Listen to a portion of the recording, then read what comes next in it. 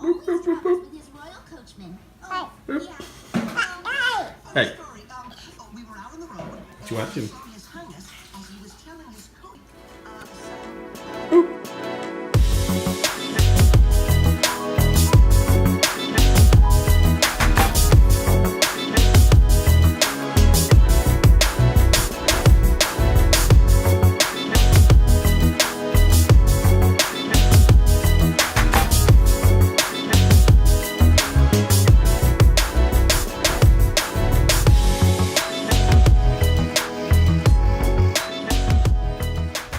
Today I want to talk about adversity in photography.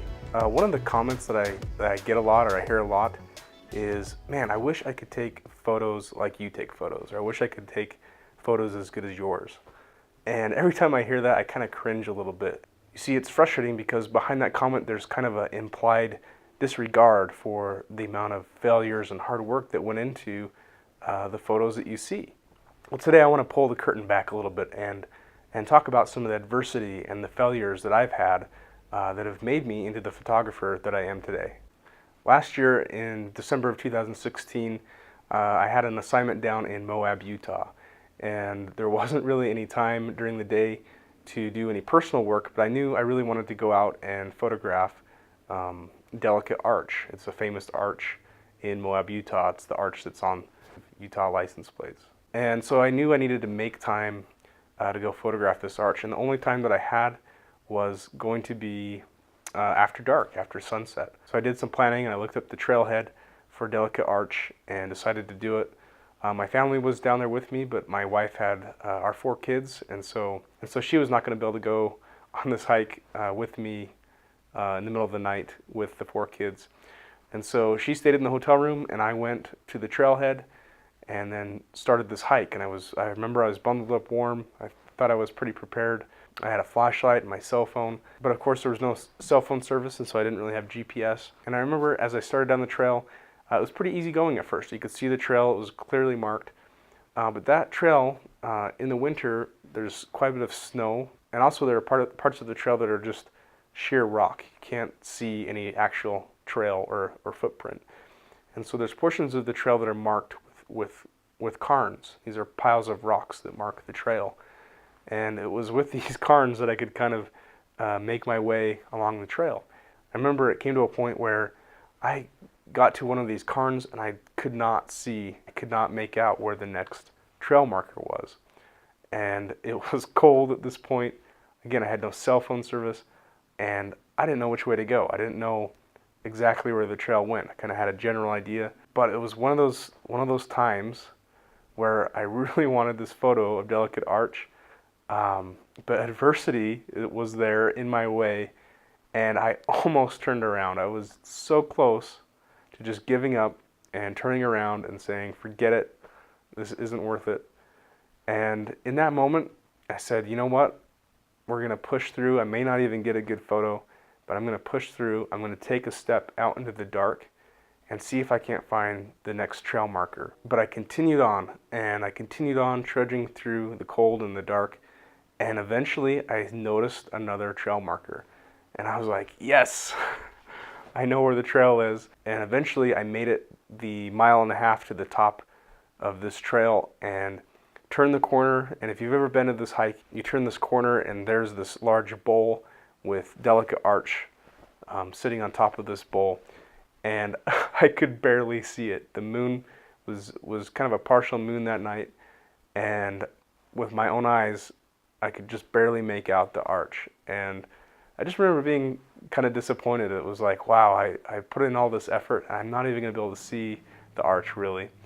But anyway, I went ahead and tried to make a photograph, and I set up my camera, my tripod, tried to focus as best as I could, was where I thought the arch was, and did a long exposure. I think it was a 30-second exposure. And when that exposure finished and I looked at the back of the camera, I was just blown away. It was one of the coolest photos, and the moonlight was just beautifully illuminating the scene that was in front of me. So I spent another hour or so and created a panorama.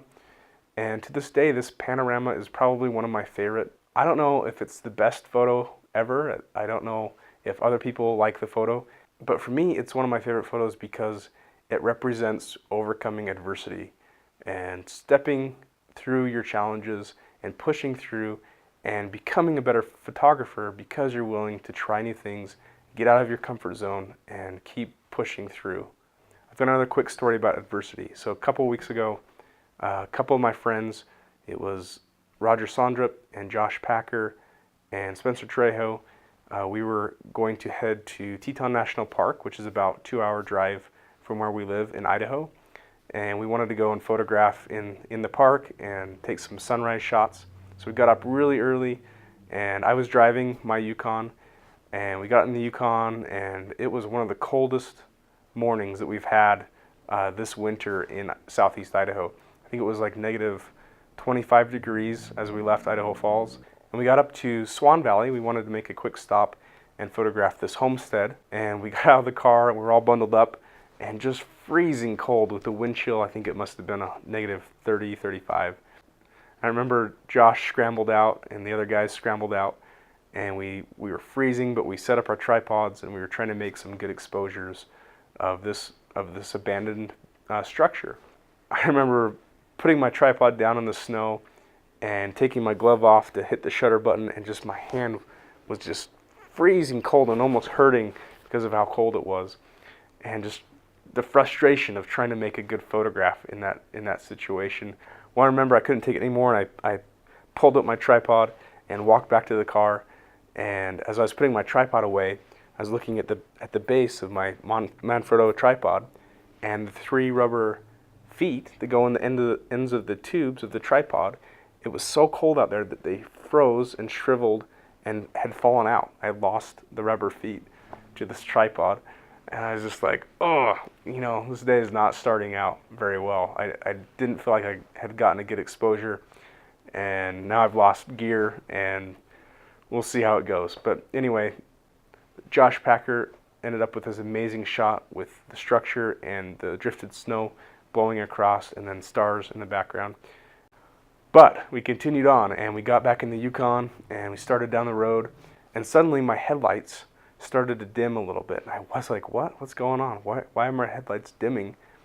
And then a warning light came on my dash that said, warning, battery not charging, which is an indication of an alternator problem. And I was like, oh boy, we are a good hour away from home now, and I'm not sure if we should just keep going. We ended up making it down the road a little bit, and it was clear that the battery was draining and dying and the alternator wasn't working. And I said, sorry guys, we've got to try to make it back home. And so we changed course and started heading for home, and the other guys were really cool about it, but we were all disappointed that we weren't going to be able to make it to Teton National Park that morning for sunrise. And sure enough, the car battery kept getting lower and lower, and finally the engine died, and we were still a good 35, 45 minutes from home. And I was like, oh geez, nothing has gone right. So I started getting on the phone, trying to get a hold of a tow truck, and quickly the temperature is dropping in the car. Obviously the heat isn't working because the battery's dead. And I remember just being defeated and disappointed. About 20 minutes went by, and I thought, oh, maybe just as a joke, I'll see if it'll start now. And I turned the key, and the engine started up, and everything was normal. I don't know if the battery was able to rally or what happened, but the vehicle started working. The alternator was working at least for a few minutes, and we were able to start driving and make it back to Rexburg and then head all the way back home with this battery now partially charged. So I share that story because I want you to know that everything doesn't always go right. And just because you see awesome photos that your friends or other photographers are posting, it doesn't mean they were just born amazingly talented and that they have no struggles or anything like that. And I'm no different, and you're no different, and you can make photography that matters, and matters to you and matters to other people if you push through and continue to learn and continue to grow and face adversity and don't get discouraged when bad things happen. Guys, I'd love to see the photos that you've taken that represent adversity to you. I'd love to see you post those in the Facebook group. There's a link in the description of this video. And I'd love to see those photos and read along with those your stories of adversity in photography. If you like this video, I'd love it if you would subscribe and share this video, and get out there, take some great photographs. We'll see you guys next time.